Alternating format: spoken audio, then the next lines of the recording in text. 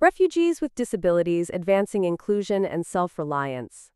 Refugees are vulnerable themselves. Refugees with disabilities are even more vulnerable, in an unknown country with an unknown language. Ludmila, a Ukrainian refugee and mother with a visual impairment, has lived this experience of overlapping challenges herself.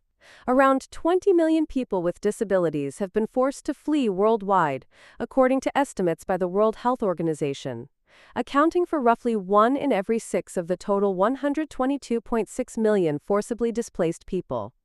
The actual number is likely higher, especially in conflict-affected settings.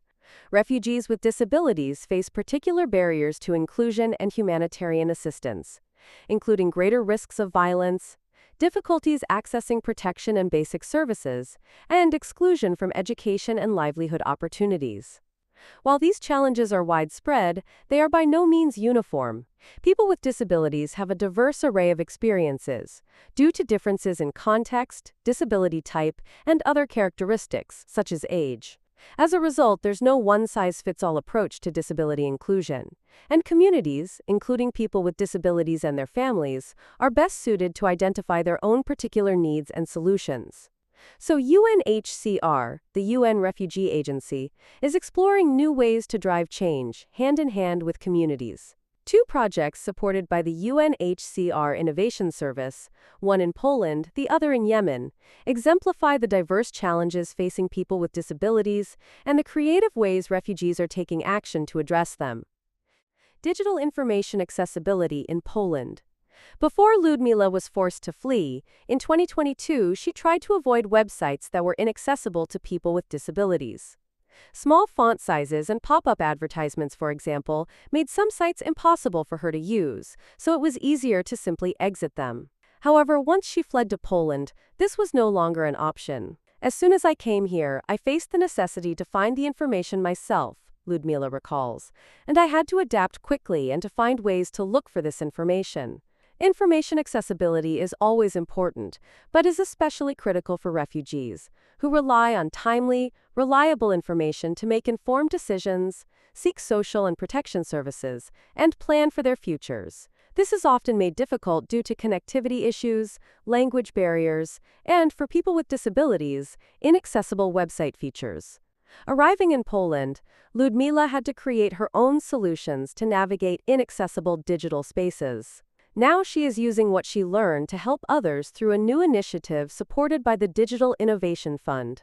In 2024, FIPU and Patchwork, 2 refugee-led organizations in Poland, came together to tackle digital accessibility challenges alongside refugees like Ludmila. Working with UNHCR, they consulted with communities and experts to inform an innovative solution, an observatory, led by refugees with disabilities, to advise humanitarians on ways to optimize the accessibility of their online channels.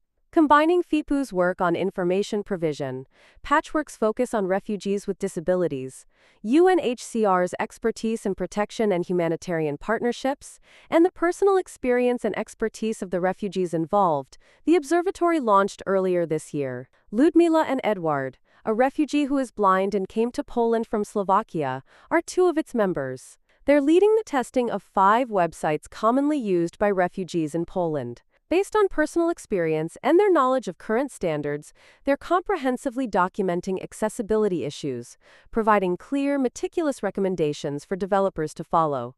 The observatory's research and recommendations is also informed by findings from focus group discussions and surveys conducted to capture the perspectives of refugees with disabilities and their families.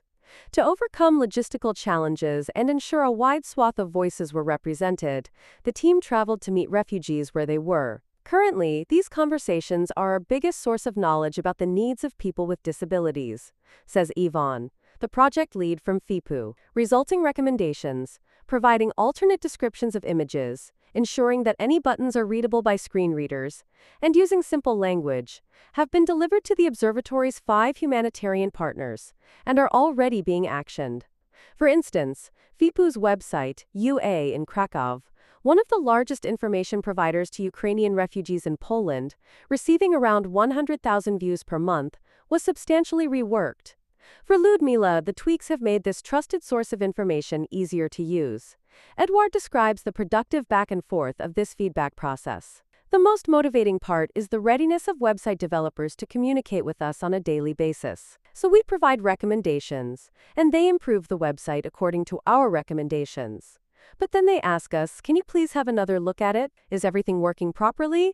Do we have to amend anything else? And then we look again, and if we see something else or something not working properly, we give the feedback and they improve the website even more. So they really listen not one time to our feedback, but on a daily basis communicating with us.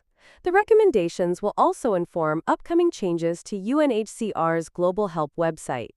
The observatory hopes their findings can also spur wider change. The team is preparing to disseminate educational materials for website developers and to host trainings for refugees with visual impairments on utilizing digital accessibility tools. Ludmila reflects, in the broader perspective, because of this project, we support persons with disabilities to become more self-reliant, and we help avoid the exclusion of these persons with disabilities from the society. Art therapy for mental well-being in Yemen. Thousands of miles away, in Sana'a, Yemen, 15-year-old Ibrahim has been faced with a different set of challenges. His physical disabilities, which make it difficult for him to perform motor activities, including walking, have affected his mental health and that of his family members, particularly since their displacement.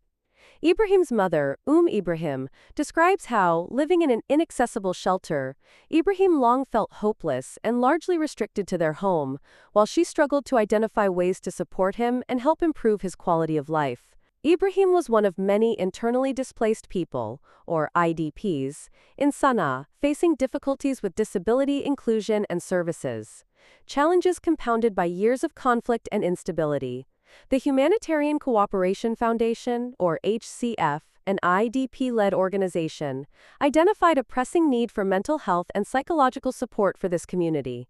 So with the support of UNHCR's Refugee-Led Innovation Fund, they established an art therapy program, the first of its kind in Yemen, to help children express themselves, develop positive trauma coping mechanisms and social skills, and boost self-confidence. Since launching 6 months ago, the initiative has reached 85 young people through sessions that employ drawing, painting, and theater as therapeutic tools. One of these participants is Fatima, a 20-year-old aspiring artist with a physical disability. I've been drawing since a young age, she says, with a shy smile. For her, art became a source of comfort and expression during difficult times. When Fatima first arrived at the HCF Center, she was unable to walk, which deeply affected her confidence and independence. Fatima began intensive physiotherapy sessions, which helped her regain her ability to walk, and her artistic talent quickly caught the attention of staff, who encouraged her to join the art therapy program. The sessions allowed her to channel her creativity into a therapeutic outlet, enabling her to find joy in her recovery. Drawing makes me happy, she says. I draw for the doctors, my siblings, and to keep practicing.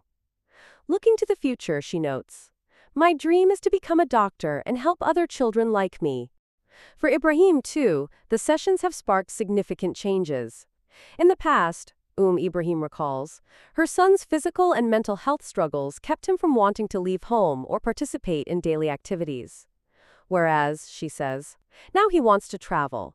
Now he wants to go outside to play every day. He wants to go to a new place, shooting cameras and taking photos. Now he has hope in his life. Recognizing that caregivers are also in need of support, HCF also offers mental health awareness and support sessions to enhance their well-being and their ability to care for a child with disabilities. Ibrahim credits these caregiver-focused sessions with teaching her new techniques to care for her son and help him cope with daily difficulties she previously struggled to address. Overall, survey results, facilitator observations, interviews, and follow-ups indicate noticeable improvements in the participants' mental health and ability to deal with challenges. In November 2024, HCF hosted an exhibition displaying the artwork of Fatima, Ibrahim, and other project participants, promoting disability inclusion and showcasing their creativity and resilience. A powerful testament to the project's impact so far, the exhibition also represents an important step toward changing the narrative on forcibly displaced people with disabilities. Creating a more inclusive world.